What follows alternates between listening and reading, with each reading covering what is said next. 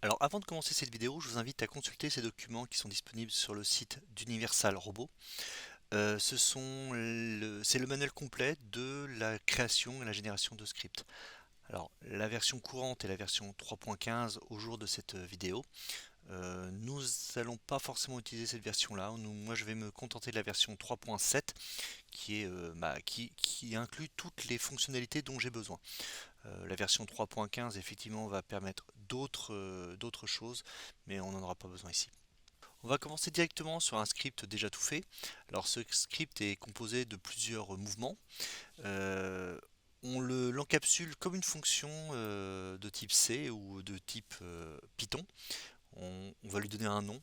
Ce nom n'a peu d'importance, c'est juste au niveau de l'affichage du robot, ça pourrait être intéressant. Et là, on va lui signifier des points où il devra aller. Alors, on va créer de toutes pièces les points, on va créer des variables. Il y aura dans ce programme, il y a deux variables. Il y en a une qui s'appelle pbase et une autre variable qui s'appelle p0. Et dans chaque cas, on va signifier une position bien précise du robot. Alors cette position-là, elle est dite enfin, on va directement donner la position par rapport à la position angulaire de chacun des angles de rotation du robot.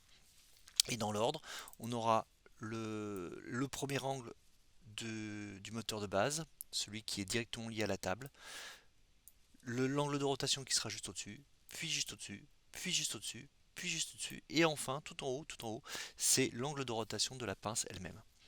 Donc en fait, en signifiant ça, p base égale, et on met entre crochets 6 variables, on aura exactement la position que l'on veut sur le robot, en prenant comme référence la position des angles des différentes parties du robot. La deuxième manière d'écrire la position, on ajoute un petit P devant. Alors ce petit P là, il a une signification assez précise. Il va dire, attention, je ne donne pas la position des moteurs, je vais donner la position en X, Y, Z. Là, effectivement, on aura X, Y, Z, les coordonnées en trois dimensions dans l'espace, en prenant comme référence le point 0 qui est le centre du premier moteur, le centre de rotation du moteur sur la table. Et là, à côté de ça, on aura trois angles. Alors ce sont des angles X, Y et Z dans un espace de l'air. Alors il y a quelques difficultés, c'est que les angles ne sont pas uniques, mais peu importe, là, une fois qu'on en a un, c'est pas grave, à partir du moment où on dit exactement comment on doit être placé la pince au bout du système, bah, le robot va calculer lui-même la position des moteurs pour que ça puisse faire ce mouvement-là. Alors une fois qu'on a placé ces deux mouvements, bah, on peut déplacer le robot en faisant move J, le point où on veut aller. Alors il y a deux paramètres qui s'ajoutent et que je mets à chaque fois, ce n'est pas des paramètres obligatoires, mais on va signifier l'accélération pour aller à ce point-là et la vitesse maximale à obtenir. Donc si on regarde une accélération de 1,4 mètres par seconde et une vitesse maximale de 1 mètre par seconde. Donc il va mettre un petit peu moins d'une seconde pour atteindre la vitesse max. Donc on voit qu'il va d'abord aller sur le point de base, puis aller sur le point P0, puis enfin retourner sur le point de base. Voilà notre script. Alors maintenant, bien sûr, il va falloir trouver une méthodologie pour envoyer ce script-là depuis n'importe où sur le même réseau que le robot. Avant de continuer à la suite, il va falloir retrouver l'adresse IP du robot. Donc on va dans Setup Robot, puis on va sur Network, et enfin, si on a le DHCP qui est sélectionné, notre adresse IP de notre robot apparaîtra en grisé ici. Donc 10.191.76.119 dans notre cas. Et évidemment, si vous avez choisi une adresse statique, c'est vous qui avez défini ces adresses IP là. Donc effectivement, vous lisez directement et ça reste toujours cette adresse IP que vous voulez utiliser. Comment va-t-on faire pour envoyer le programme qu'on vient d'écrire vers le robot? Alors tout d'abord, on va placer dans une variable l'adresse IP qu'on a trouvée. Le robot d'office ouvre trois ports, 30001, 30002 et 30003. Ce sont des ports qui sont ouverts dès que le robot se met en route et qu'il a une liaison Ethernet. Et donc on va utiliser ces ports-là comme des portes d'entrée sur le robot. Alors pour ça, on va également ouvrir le fichier qu'on vient d'écrire, C'est-à-dire on va le mettre sur ce fichier-là, il va servir de porte d'entrée, c'est-à-dire on va taper ce nom de fichier et on va taper le nom du fichier que l'on veut envoyer effectivement sur le robot. On a ici le nécessaire pour envoyer ce fichier-là directement sur le robot. Donc c'est les 4 lignes qui sont là, les 4 lignes qui sont ici. On ouvre un port, on dit attention, on va se mettre en mode j'envoie de la donnée. On va définir un timeout de 10 secondes, parce que si au bout de 10 secondes on n'a pas de nouvelles, c'est qu'en fait on a oublié de brancher un câble, et là de toute façon ça ne marchera jamais. On va dire on se connecte au robot, alors on va se connecter sur son adresse IP et le port numéro 2 qui lui servira de porte d'entrée pour ce genre de choses. Et on va en fait envoyer le script en entier, tous les fichiers, tout le fichier qu'on a créé directement sur ce port. Alors, j'ai pas directement fait send data, j'ai rajouté une petite phrase qui s'appelle une option, on va dire, sur ce fichier texte, sur cette variable texte. On va supprimer tous les caractères qu'il ne comprendra pas en mettant des caractères identiques de même valeur ou de même signification. Alors par exemple, c'est les E accent circonflexe qui dans le français veulent dire quelque chose, mais pour le robot ne veulent absolument rien dire. Donc il va le remplacer, si je ne me trompe pas, par un E sans accent. Donc ça évite quelques erreurs d'interprétation qui rendraient le programme totalement incompréhensible pour le robot. Et c'est tout. Voilà. Avec ce programme-là, on va pouvoir effectivement envoyer la totalité du programme sur le robot. Alors pour l'envoyer, je fais Python. Je dis je veux appeler le Python qui va être le programme d'exécution de ce système-là. Je veux exécuter le programme simple send.py, pardon, et je veux envoyer mon programme exemple que j'ai créé tout à l'heure vers le robot. Et là, c'est parti, on va voir ce qui se va se passer. On retourne vers le robot et qu'est-ce qu'on va obtenir comme résultat? On va le voir se déplacer, aller vers le premier emplacement, puis retourner à l'emplacement d'origine. Maintenant, nous avons un script qui permet effectivement de faire bouger le robot. On va créer un emplacement sur une table sur lequel le robot va pouvoir se déplacer selon 4 positions d'entrée et 4 positions de sortie. On numérote les positions d'entrée de 1 à 4, de même que les positions de sortie. Entre ces deux zones d'entrée et de sortie, on a 4 emplacements qui représentent l'emplacement des machines. Donc le système pourra aller d'une machine à l'autre, un peu comme il veut. On voit ici comment est fabriquée la grille de déplacement. On a des cases qui sont séparées de 92 mm, on a des cases qui font 80 mm, on a l'espace entre les 4 grilles de gauche et les grilles centrales qui fait 117 mm. Complètement à droite, on a exactement une duplication de ce qu'il y a à gauche. Donc on est à 117 mm plus 351 mm l'une de l'autre. Et en fait, on va essayer de paramétrer l'intégralité de ces déplacements uniquement avec les dimensions. Donc le but du jeu étant de pouvoir dire au robot de prendre le socle à n'importe quelle place de la grille et le déposer à n'importe quelle autre place de cette même grille. Il n'y aura pas de programme différent, ça sera un seul programme. On va paramétrer ce programme de manière à ce que ça se fasse comme il faut. Et je vais vous montrer comment j'ai fait ce système. Le programme que j'ai fait effectivement est un petit peu différent de ce qu'il y avait tout à l'heure. Il est beaucoup plus complexe, il y a beaucoup plus de choses. Et en fait, je vais pas trop rentrer dans les détails pour l'instant. Déjà, on va commencer à la ligne 115. En fait, il y a toute une phase préparatoire que je passe sous silence. Alors, cette phase préparatoire, elle est uniquement pour pouvoir utiliser la deuxième ligne, là, c'est RGX 10.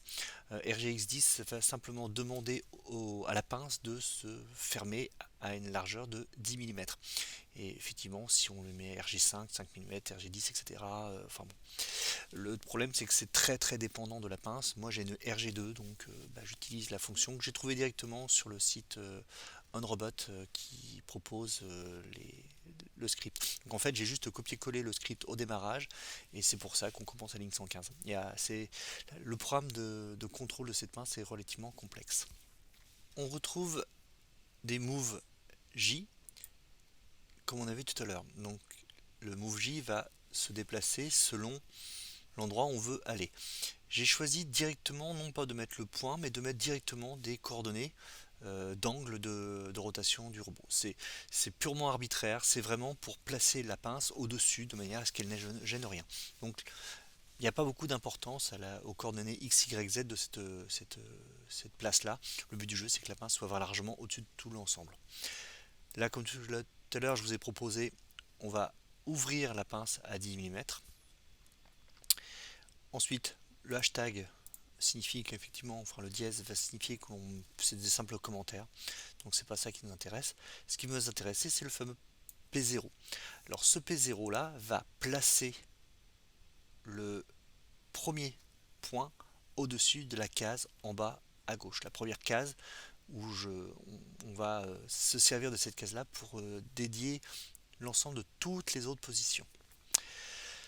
Ensuite, on va définir des deltas. Des deltas, ça va être des différences de position. Delta X qui va être, on va décaler la pince de 0,092 mètres, donc 9,2 cm, en X négatif. Le X négatif, ça va aller vers le haut quand on regarde le graphe, on regarde les emplacements d'en face. Delta Y, c'est pareil. 0,92, c'est la distance vers la droite d'une de ces cases.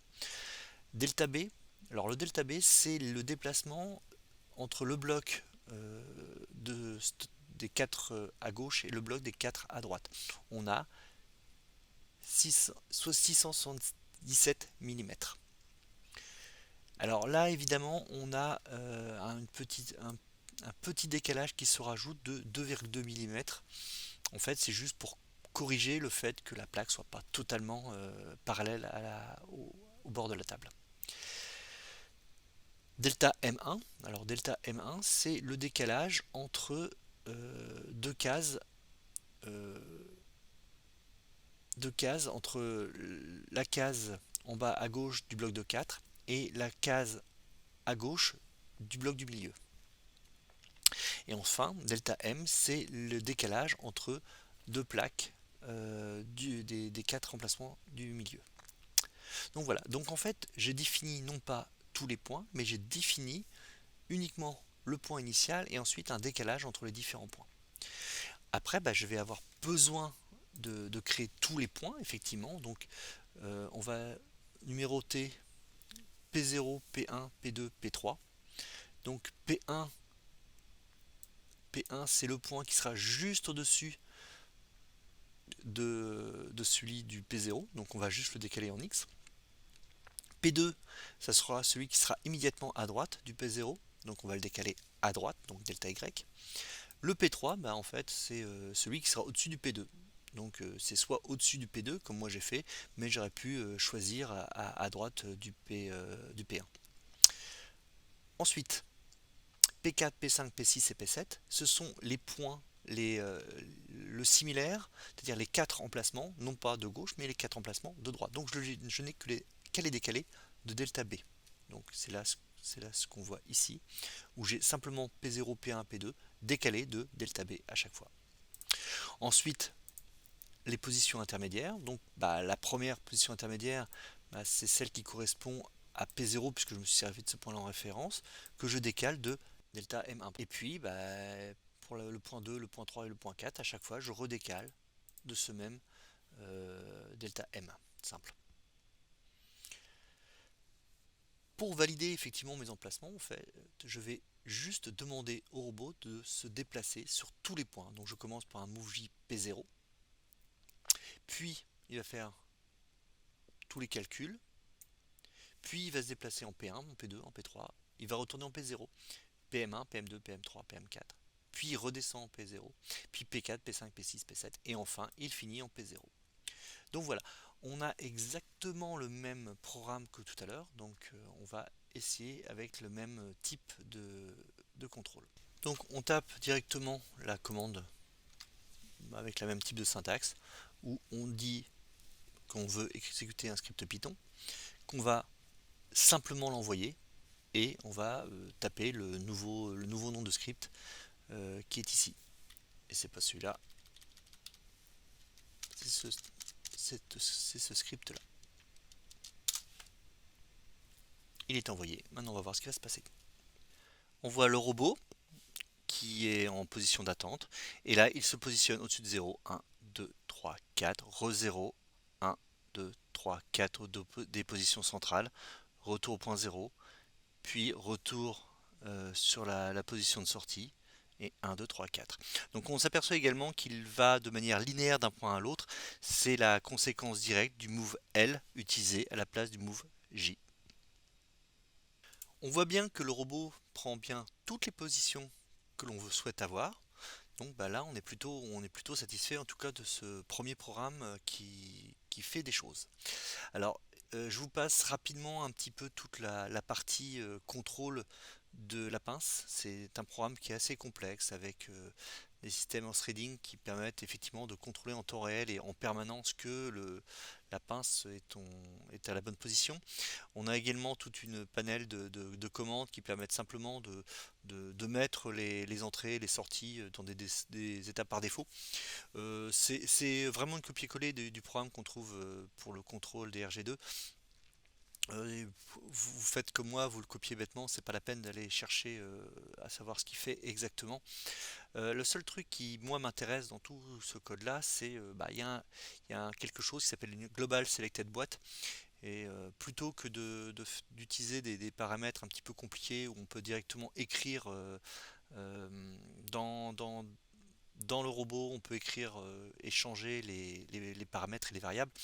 En fait, j'ai choisi de modifier, de créer un script Python qui lui va récupérer tous les paramètres et les forcer avant d'envoyer directement le programme. De toute façon, je suis obligé d'envoyer complètement le programme. Alors tant qu'à faire, autant envoyer un programme avec les bons paramètres. Donc ça, c'était un peu ma philosophie pour continuer sur ce programme. Retour au programme. Alors cette fois, je l'ai un petit peu modifié encore une fois, où effectivement, je fais toujours la position de base au-dessus. Je déplace le robot à cette position de base. Je crée mes points comme tout à l'heure, ça ne change rien. Je crée l'ensemble des points. Alors je me base sur P0. Je crée l'ensemble des points qui permettent effectivement de faire ce déplacement, de créer ces déplacements. La première nouveauté, c'est que je vais créer un tableau de position. Donc là, un tableau de position qui fera P0, P1, etc., etc. et qui le mettra dans une simple variable, et en fait on pourra appeler position. Position de 1 correspondra à P1, position de 0 correspondra à 0, etc., etc. Donc voilà un petit peu la modification que j'ai apportée à ce système là. Alors là c'est pareil, une fois que j'ai fait ce tableau de position, c'est pas vraiment la position où doit être la pince qui doit être, je dois saisir un objet. Donc cet objet, je ne dois pas être dessus, je dois être au-dessus. Donc c'est pour ça qu'on voit une nouvelle variable qui s'appelle delta tech, un delta pour prendre l'objet que j'ai estimé à 4,5 cm. En Z bien sûr parce qu'on doit aller au-dessus. Donc au lieu d'aller à une position fixe, je dois aller à une position tech tablette, l'endroit où je vais prendre la palette, et je vais la décaler de delta tech. Donc je vais directement faire le calcul de la position réelle où je dois aller en additionnant la position où je dois prendre la palette à ce delta tech qui correspond à 4,5 cm au-dessus. Et là, on va avoir un nouveau déplacement. Là, c'est un move jonction, c'est-à-dire un déplacement un petit peu, alors je ne dirais pas approximatif, mais en fait, on n'a pas de. La manière dont on y va n'est pas vraiment connue à l'avance. Ça peut être connu, mais c'est relativement peu simple. Et là, je passe en move L, c'est-à-dire que je passe en mouvement linéaire, c'est-à-dire que le robot va aller du point précédent à celui-ci, qui est la position à laquelle je dois saisir la palette, mais de manière linéaire, c'est-à-dire il va descendre la pince de manière linéaire, c'est-à-dire elle va descendre parfaitement verticalement, puisqu'en fait entre ces deux points-là, la seule différence c'est delta tech, et comme delta tech c'est un axe purement vertical, l'objet, la pince va directement descendre parfaitement verticalement. Donc on va saisir on va aller à l'endroit où on va pouvoir pincer la palette. Donc là, on demande à la pince de se fermer complètement. Ensuite, une fois qu'on a saisi saisi l'objet, on va demander à retourner dans la position précédente, c'est-à-dire plus delta tech, de manière toujours linéaire. Donc l'objet va être saisi et remonté parfaitement linéairement. Alors pourquoi linéairement pour reprendre l'objet? Simplement c'est que au niveau du sol il y a une toute petite cordillère en bois dans lequel on doit poser les palettes.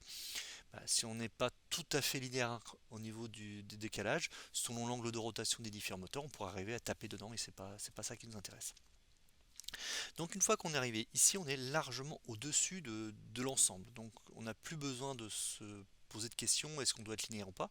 Donc je déplace le système en move jonction, c'est-à-dire un mouvement grossier mais plus rapide et plus efficace.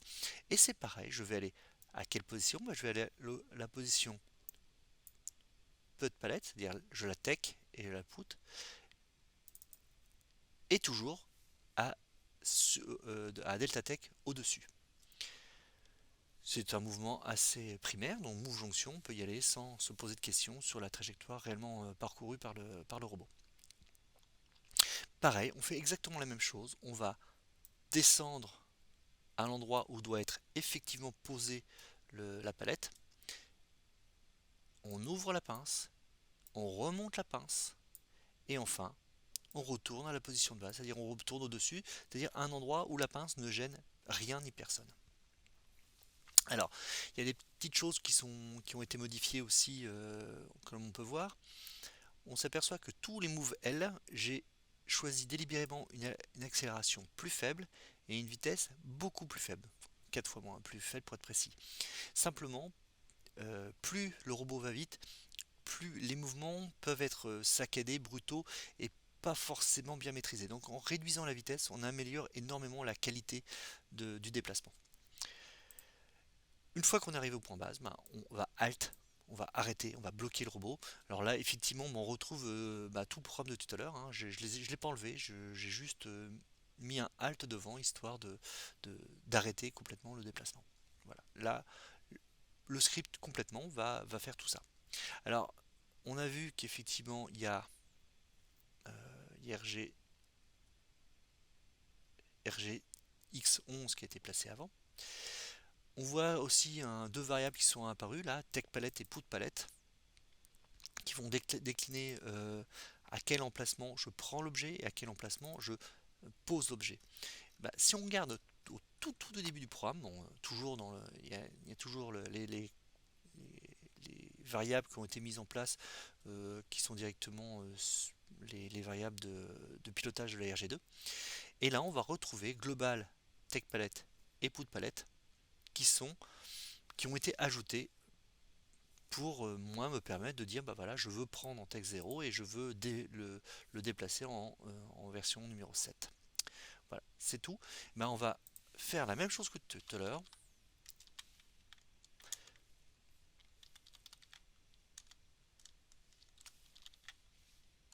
Et on va envoyer. On va voir qu'est-ce qui se passe dans ce cas de programme particulier. Alors on regarde ce qu'il fait. Il va au 0, il saisit l'objet, il va à la position numéro 7, il fait juste ce qu'on lui demande.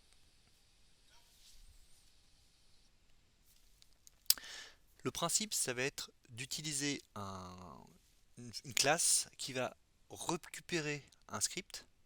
Donc on va lui passer comme paramètre le nom d'un script. Et on va lui dire quels sont les paramètres dans ce fichier-là que je veux changer. Là, c'est typiquement, au début, je prends la palette au point 0 et je la pose au point 7. Ensuite, je la prends du point 7, je la pose au point 1, etc. 1, 6, 6, 2, 2, 3, 5.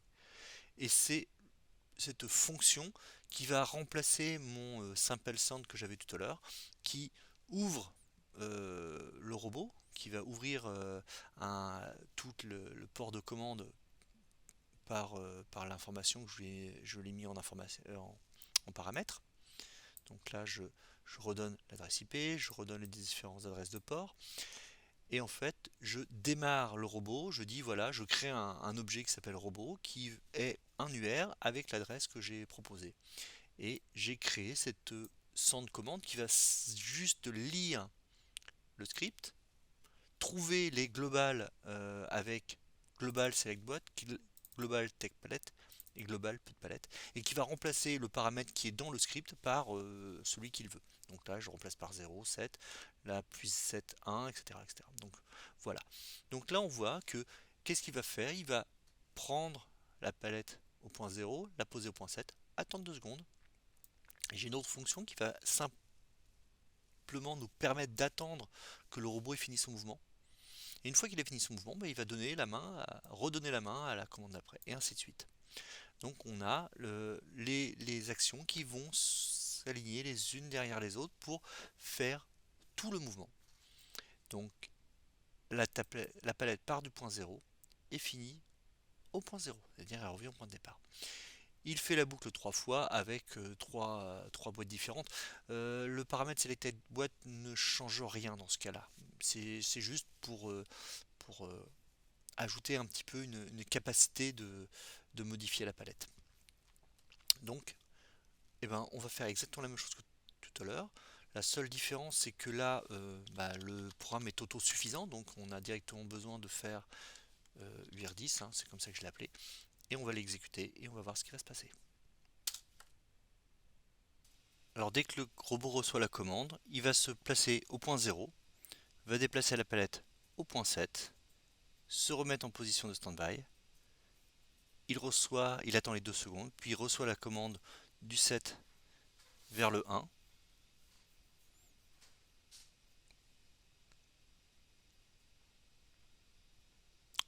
du 1 vers le 6, et ainsi de suite. Donc on a bien le robot qui va exécuter les commandes les unes derrière les autres, qui va modifier sa réaction en fonction des points qui lui ont été demandés. Donc là, il s'avère qu'il y a un seul produit qui se balade à droite à gauche, donc c'est relativement simple, mais on peut imaginer que toutes les combinaisons possibles, on peut imaginer qu'il y a plusieurs objets, on peut imaginer qu'effectivement il se sert aussi des positions intermédiaires que là évidemment je n'ai pas utilisé.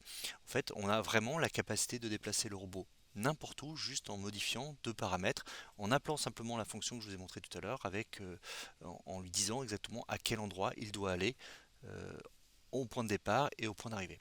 Alors évidemment, je n'ai mis que une douzaine de points, donc évidemment c'est loin d'être tout ce que peut faire le robot.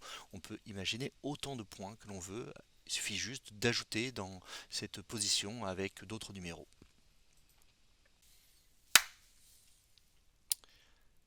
On a bien vu que le robot a bien suivi les instructions qu'on lui a demandées.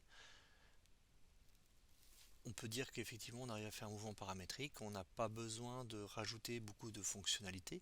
Donc là on voit vraiment qu'on peut lui faire n'importe quel déplacement avec le même script, juste en appelant différemment le robot SendCommand. On peut imaginer qu'effectivement on crée plein de scripts qui vont nous faire exactement les déplacements que l'on souhaite, et on les appelle les uns derrière les autres sans aucun problème. Donc en fait on se décharge complètement de l'utilisation de l'interface graphique du robot.